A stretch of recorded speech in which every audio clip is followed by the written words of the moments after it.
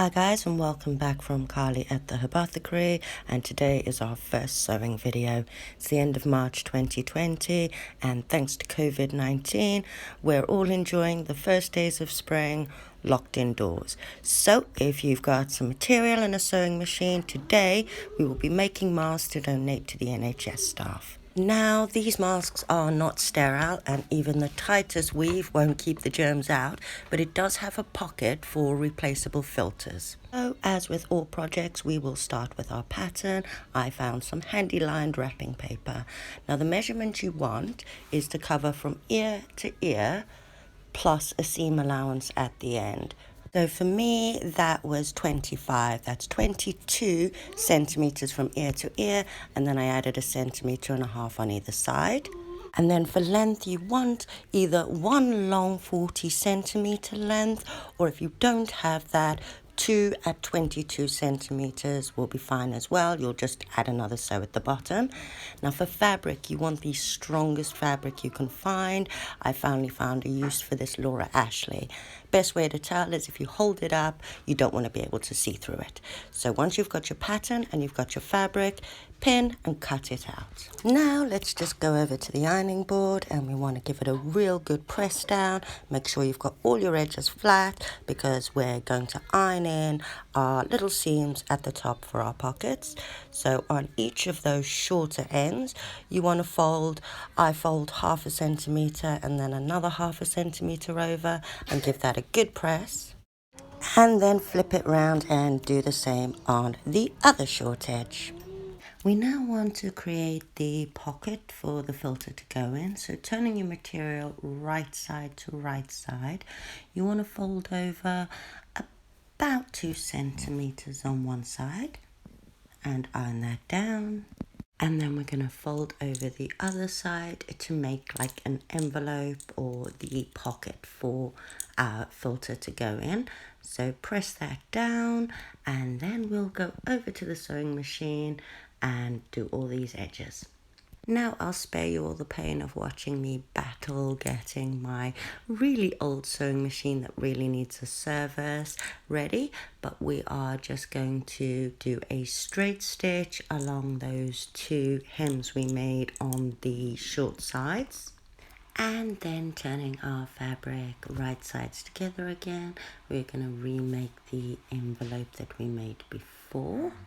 Pin down the corners of your short flap, and now you will need 2 lengths of elastic, or you could just use ribbons. You could tie it around your ear.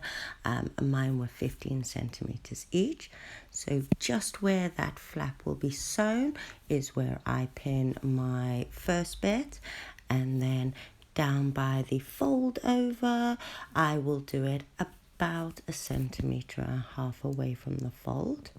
Then repeat on the other side so that they're matching perfectly. Now fold your flap back over, remembering to keep the elastics out of the way. You can use extra pins to keep them out the way if you want to. Once that's all in place, pin your folds down and get ready to sew them. If you've only used the 1 long piece, you will just sew down the sides, but if you have 2, you'll sew down the bottom as well. So as you can see, I've done 2 straight ones down there, and we now have a pocket that we can turn inside out to the right side. But first of all, what we want to do is snip off the corners so that we get nice folds. So remember, do not cut through the sewing, just take off each of those corners on each 4 sides, and then we can turn it the right way around. And this is also a good opportunity to cut off all those little stragglers. So once we've got it the right way around, I normally use my scissors or another pokey to get those corners perfect. But once you've turned it the right way around, we want to give it another good press so everything sits nice and flat. Now turn it round so that the pocket's at the back.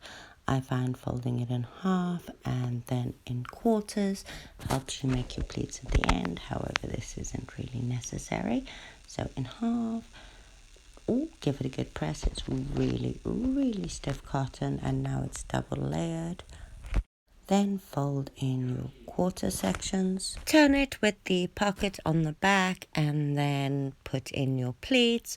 3 is normally more than sufficient, so if you lay them flat, give them a good press. It makes it easier to keep them in place.